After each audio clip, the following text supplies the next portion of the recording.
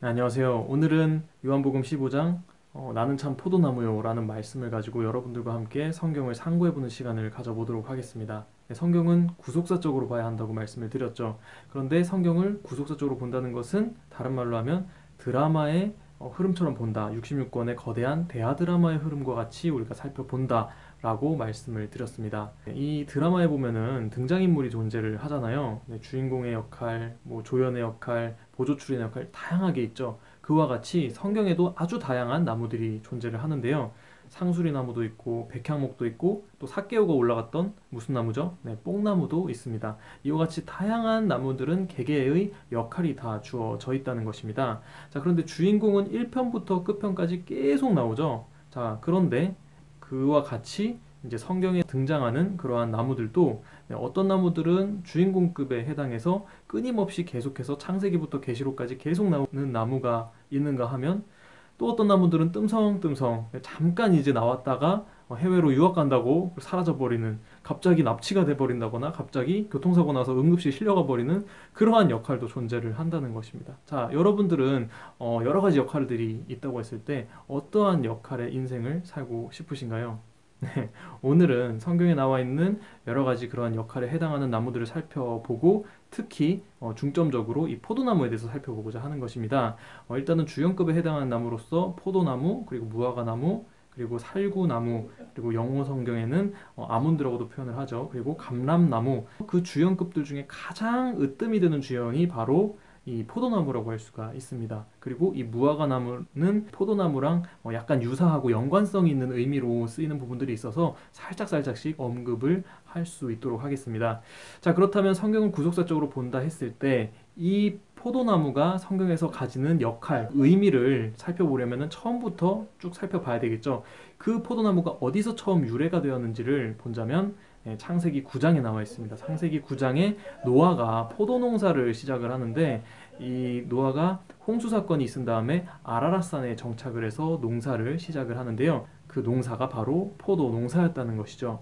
그리고 이제 그 포도나무 그 주인공이 아주 찬란한 전성기를 맞게 되는 부분이 있습니다. 그것은 열왕기상 4장에 나와 있는 부분인데요. 이 4장 25절에 보시면은 솔로몬이 다스리던 시대를 표현을 하고 있습니다. 솔로몬이 다스리던 시대는 어떤 시대였죠? 아주 태평성대고 아주 찬란하고 평화로운 시대라고 할 수가 있겠죠. 길바닥에 이제 돌들이 깔려 있듯이 금과 은이 발에 치일 정도로 많고 정말 백향목들이 뽕나무처럼 많은 그러한 시대라고 그렇게 묘사를 하고 있는데, 그만큼 살기가 좋았고 부국강변과 태평성대를 이루었던 시대라고 할 수 있습니다. 자, 그와 같은 것을 함축적으로 한마디로 표현한 문장이 바로 솔로몬이 다스리던 시기에, 솔로몬이 살던 동안에 유다와 이스라엘이 단에서부터 브엘세바에 이르기까지 각기 포도나무 아래와 무화과나무 아래에서 안연히 살았더라 라는 표현이 나와 있다는 겁니다. 단에서부터 브엘세바에 이르기까지라는 것은 이스라엘 전역을 의미하고 있는데요. 네, 이 포도나무와 무화과나무 아래에서 살았다는 의미가 무엇일까요? 네, 그것은 하나님께서 이 포도나무와 무화과나무라는 의미를 쓰셨을 때에는, 그러니까 하나님이 이 성경 전체의 66권의 기획자이고 감독이라고 했을 때 감독의 기획 의도상 가장 최고의 최상급의 이 평화로움과 영화로움을 표현하는 표현법으로 이 포도나무 그리고 이 무화과나무를 이런 상징적으로 이렇게 나타냈다라고 할 수 있습니다. 그러니까 포도나무, 무화과나무는 가장 아름답고 평화로웠던 시기다.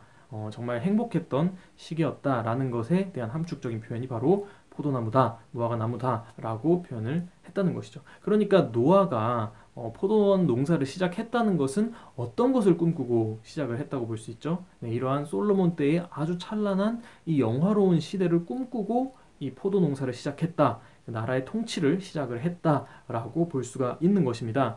자, 그런데 이러한 포도원에 이러한 하나님의 이 포도나무에 위기가 닥치게 됩니다.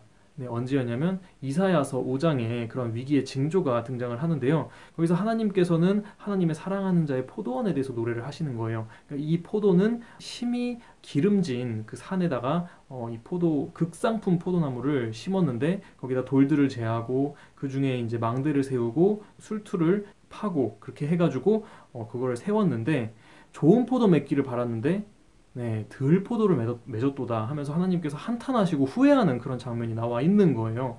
자, 이것은 무엇을 연상시키면 되냐면, 그러니까 하나님께서 이렇게 기대한 극상품 포도나무가 바로 하나님의 선민이었던 이스라엘이었다는 것입니다. 그러니까 하나님께서는 이스라엘을 정말 극상품의 종자로 이렇게 심었는데, 이 포도가, 이 못된 포도가 그 종자 개량을 하지 못하고, 네, 변질되고 썩어서 정말 이 들포도와 같은 그런 모습으로, 네, 하나님께서 보시기에 아주 실망스럽게 이렇게 나타났다는 것입니다.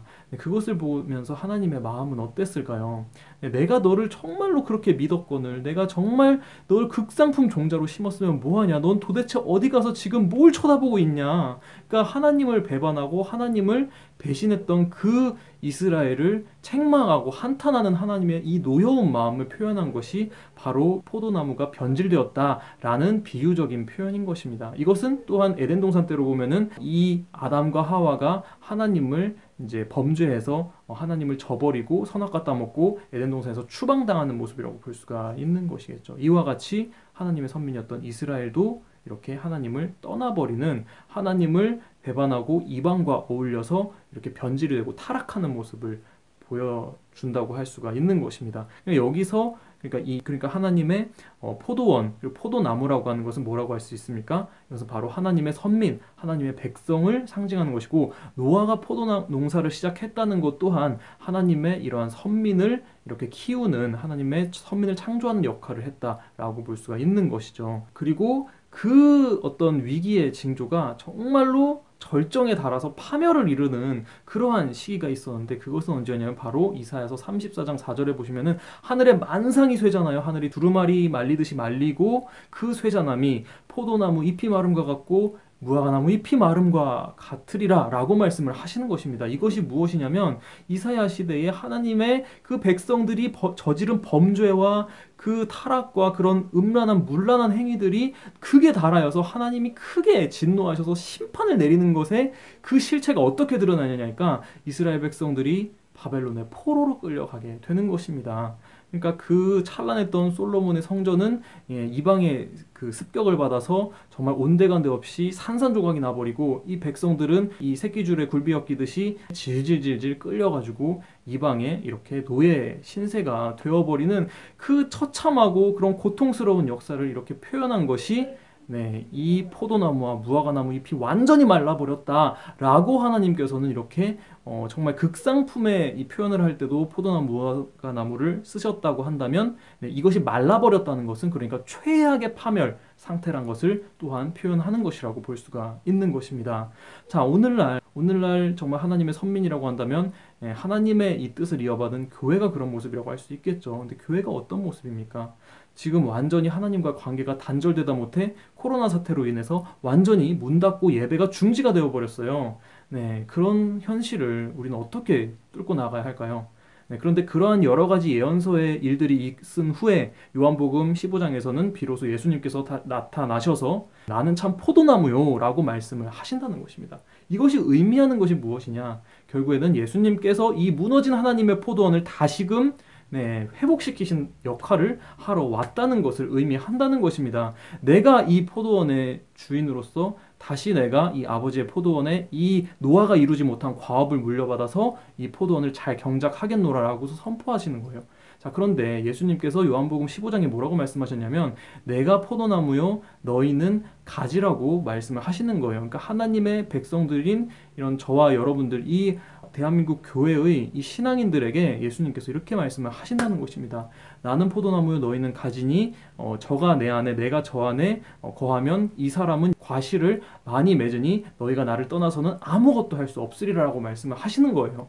그러니까 이 말씀의 의미가 과연 뭘까요? 그러니까 하나님께서 이 온 땅의 온 세계의 주인이신데 하나님의 자녀들을 주인공으로 삼으셨다는 거예요. 그런데 주인공의 역할을 하지 못하니, 소금이 제 역할을 하지 못하면 세상에 나가 짓밟이기밖에 더 하겠냐고 말씀하시잖아요.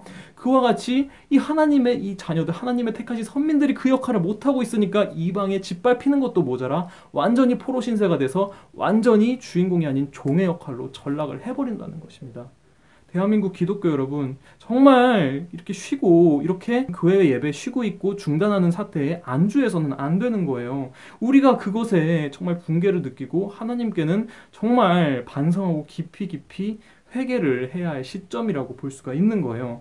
하나님의 말씀대로 가는 역사인데 하나님의 성경의 말씀을 저버리면 그러한 신앙인들에게는 사실 그 생명력은 죽은 거나 다름이 없는 것입니다. 여러분, 정말 주인공으로 살고 싶으세요? 그러면 하나님 붙드세요. 정말 하나님 만나야 진정으로 말씀의 길이, 하나님의 이 약속이 열리게 되는 것입니다. 정말 여러분들이 살아있는 그 자체로 행복하고 감사해야 될 이유가 100가지 1000가지가 있는데 그 이유 중에 90% 이상이 다 성경에 나와 있거든요. 그러니까 성경을 보지 않으면 하나님을 제대로 만날 수가 없다는 것입니다. 기도해서 하나님 만나고 성령 체험 하잖아요. 그거 얼마 안 가요. 말씀으로 하나님 만나잖아요. 그거는 평생을 여러분들과 같이 가는 것입니다. 제발 그 말씀 속에서 찾아오시는 살아있는 하나님을 직접 만날 수 있는 그러한 모습으로 자라났으면 좋겠습니다. 제발 이제는 하나님의 마지막 그런 역사에 순종을 할 수 있으려면 우리가 성경 공부를 제대로 해서 하나님의 약속과 계획을 명확하게 알고 있어야 되겠죠. 하나님은 만국 중에서 가장 뛰어나게 이런 정말 극상품 포도로 우리들을 택하셨고 오늘날 이 성도들을 삼으셨어요. 그런데 이 하나님의 말씀 떠나서는 이 성도들이 아무런 영향력을 끼치지 못하고 아무런 생명력을 가지지 못한다는 것입니다. 자, 이제라도 여러분 늦지 않았으니까 정말로 말씀으로 돌아오셔서 정말 이제는 새로운 출발을 해야 할 때가 아닌가 싶습니다.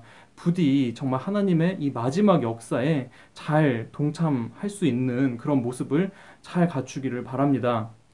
정말 두렵고 떨리는 마음으로 예수님과 같은 마음으로 정말 겸손하고 경건하고 하나님께 진실된 그러한 소망을 잘 쌓아 올려서 마지막 때에 하나님께서 영원한 축복을 부어 주실 때 그 포도원을 우리에게 물려 주실 일이 있을 때 그 포도원을 잘 받아서 잘 경작해서 하나님께 영광 올려드릴 수 있는 주님의 자녀들이 될 수 있는 저와 여러분들이 되었으면 좋겠습니다. 감사합니다.